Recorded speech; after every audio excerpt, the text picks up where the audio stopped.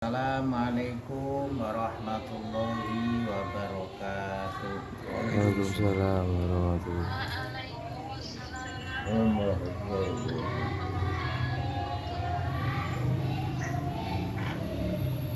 Bismillahirrahmanirrahim. Nahmaduhu wa nasta'inuhu wa nastaghfiruh.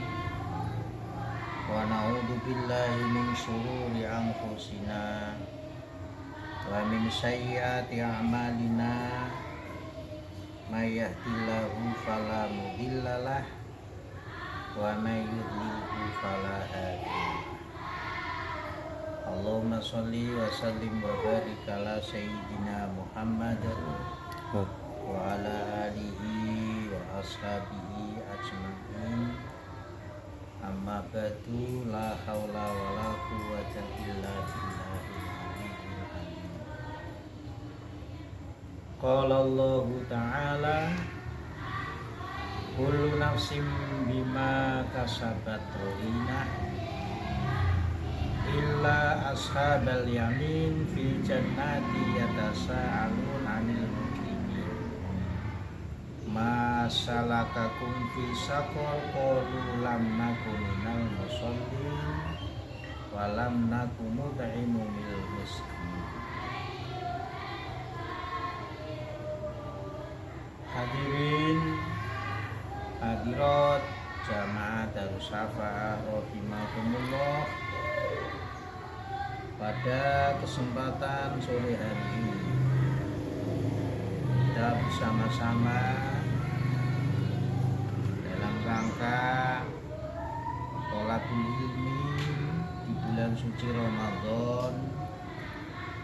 Alangkah indahnya, alangkah tepatnya bila waktu jeda, waktu senggang kita bersama-sama tetap bertolakul ilmi, karena Rasulullah Shallallahu Alaihi Wasallam bersabda, man salaka thariqan yatlubu fihi ilma salaka bihi thariqan ilal jannah, yang artinya barang siapa berjalan menuju tempat untuk menuntut ilmu, maka Allah akan memberikan jalan, mengarahkan jalan ke surga yang abadi. Hadirin rahimakumullah, pada hakikatnya manusia di dunia ini adalah menanam dalam arti apakah kita menanam kebaikan, apakah kita juga menanamkan sebuah kebaikan. Ketika kita menanam, tentu kita akan memanen daripada buah yang kita tanam. Apakah buah yang kita tanam itu adalah baik, ataupun buah yang kita tanam itu adalah tidak baik, semuanya nanti yang memanen, semuanya yang menikmati, yang ngunduh itu adalah kita. Dalam surat Al-Mudaththir Allah berfirman, kullu nafsin bima kasabat rahinah illa ashabal yamin fi jannati yatasa'alun 'anil mujrimin.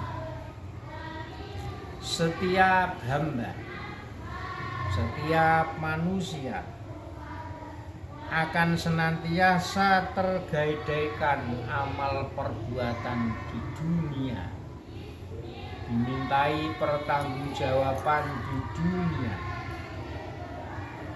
Perilaku yang ada di dunia itu semuanya akan dikoreksi, akan dinilai oleh Allah Subhanahu wa Ta'ala, kecuali manusia-manusia yang catatan amalnya diberikan kepadanya di tangan yang kanan. Mengapa demikian? Karena catatan amal baik, catatan perbuatan di dunia, mereka akan diberikan besok di akhirat, yaitu buku catatan amal di tangan kanan.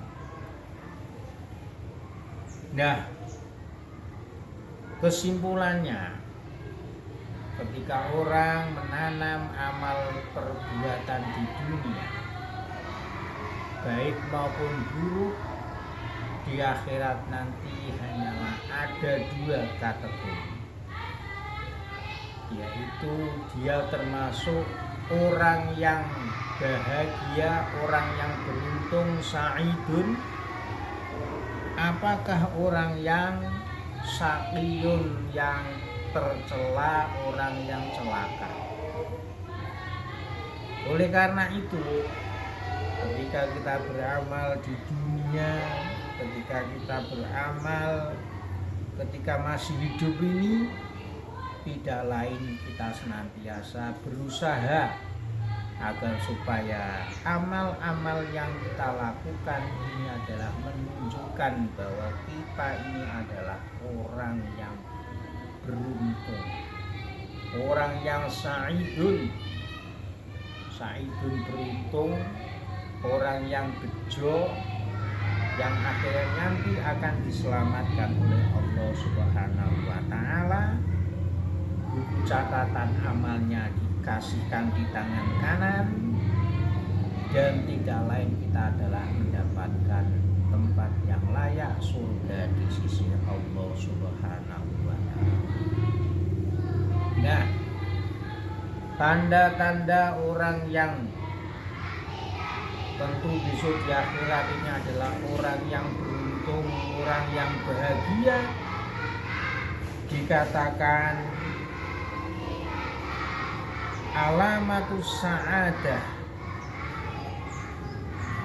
mutawadi'an ghairu mutakabbirin. Nomor satu di antara tanda-tanda orang yang beruntung besok di akhirat, yaitu orang yang senantiasa hidupnya dalam keadaan rendah hati. Rendah hati, tidak sombong, tidak takabur.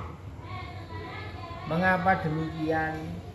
Karena orang yang takabur, orang yang sombong, pada dasarnya dia adalah menyaingi sifat-sifat kesombongan, sifat-sifat takaburnya Allah Subhanahu wa Ta'ala. Dalam hadis qudsi Allah berfirman, al-kibriya'u ridai wal azamatu izari. Sifat kibriya, sifat besar, sifat sombong adalah merupakan sifatku, sifat Allah. Wal azamatu, dan sifat keagungan juga sifat. Faman naza'ani, barang siapa merebut wahidatan minhuma, merebut salah satu sifat kibriyah dan sifat azamah, sifat agungku, sifat sombongku, sifat besarku, alqaitu fi jahannama wala ubali, maka dia akan saya lemparkan ke neraka jahanam dan tidak akan saya pedulikan. Nah, kita mengerti bahwa sifat takabur, sifat kibriya, sifat azamah adalah hanya milik Allah Subhanahu wa Ta'ala. Manusia tidak pantas bila dia memperlakukan dirinya seakan-akan lebih daripada yang lainnya. Lah takabur ini juga ada dua macam. takabur yang sifatnya duniawi, takabur yang sifatnya agama. Takabur yang sifatnya agama adalah seperti kita punya ilmu, kita beramal, kita melakukan ibadah, itu bisa dikatakan takabur. Ketika kita punya ilmu, orang lain tidak punya ilmu, setengah mati kita sombongnya menganggap orang lain adalah orang yang bodoh. Ilmu kita dibuat menipu, ilmu kita dibuat mencela orang lain. Ini adalah ilmu yang sifatnya itu sifat agamis atau ukhrawi, tapi dibuat kesombongan. Begitu juga amal. Seperti bulan Ramadan ini kita tekun melakukan sholat taraweh berjamaah, kita tekun melakukan sholat tahajud yang di hari-hari selain Ramadan tidak pernah melakukan, dan lain sebagainya. Karena kita tekun sehingga menganggap orang lain itu tidak ada apa-apanya ibadahnya, seakan memandang orang lain yang tidak ikut taraweh, orang yang lain yang tidak ikut sholat tahajud jamaah, dianggapnya orang yang remeh, tidak ada apa-apanya. Pandangan semacam itu adalah menunjukkan dia punya sifat takabur dalam ibadah, punya sifat takabur dalam ketaatan Allah Subhanahu wa Ta'ala. Kemudian takabur yang ada hubungannya dengan urusan duniawi, urusan dunia, diantaranya satu adalah maliyah, yaitu karena kita merasa harta kita banyak, merasa uang kita banyak, sehingga kita menganggap orang lain, menganggap siapapun bisa kita tundukkan, bisa kita beli, bisa kita jinakkan, bisa kita perintah kemana, kesana kemari. Nah, karena merasa demikian, maka dia termasuk mentakaburkan, menyombongkan diri lewat harta benda. Yang nomor dua, yang ada hubungannya takabur dengan duniawi, yaitu adalah kedudukan atau jah, pangkat. Ketika kita punya kedudukan tinggi entah dalam bentuk apapun, janganlah bawahan kita dianggap tidak ada gunanya, bawahan kita dianggap sampah, tidak ada pengaruhnya sama sekali. Mengakutilah kita menjadi tinggi, kita mencari jabatan tinggi karena ada bawahan kita. Maka ketika kita punya jabatan tinggi, punya jah, kedudukan yang tinggi, menganggap bawahan kita itu adalah tidak ada apa-apanya, maka itu adalah di antara kesombongan yang tidak boleh kita lakukan. Kemudian di antara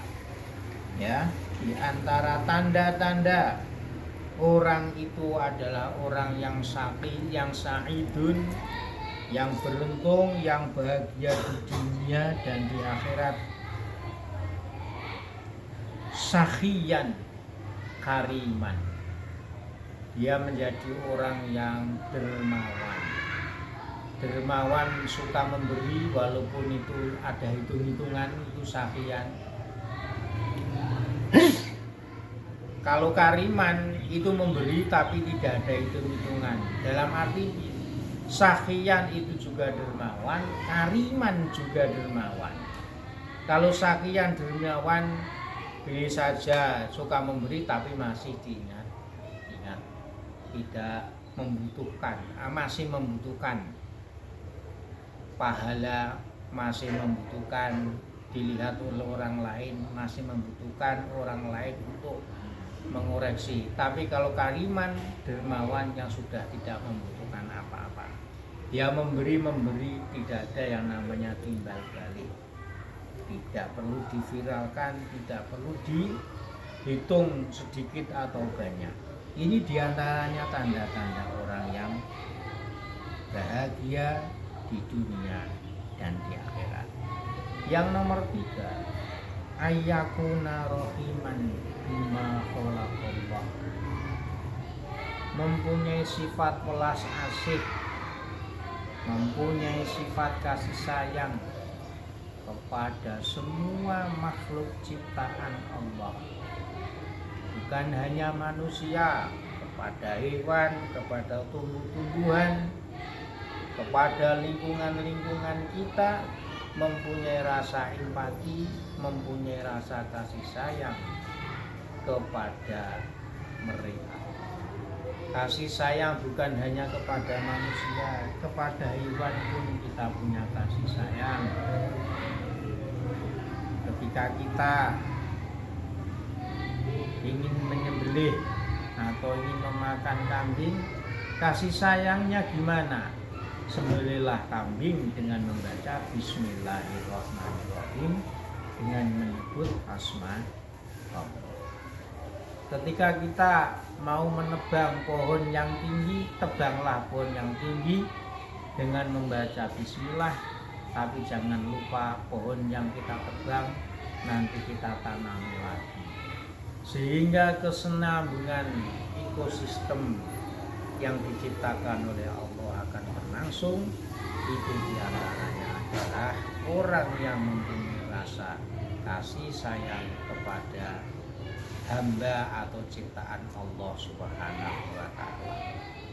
Jadi kita menjadi pribadi yang tidak berangasan, menjadi pribadi yang tidak otoriter, tapi menjadi pribadi yang senantiasa welas asih kepada siapapun. Hadirin hadirat jamaah Darus Syafaah rahimakumullah, mungkin 3 itu diantara tanda-tanda orang sa'adah, orang yang sa'idun di dunia dan akhirat yang bisa saya sampaikan.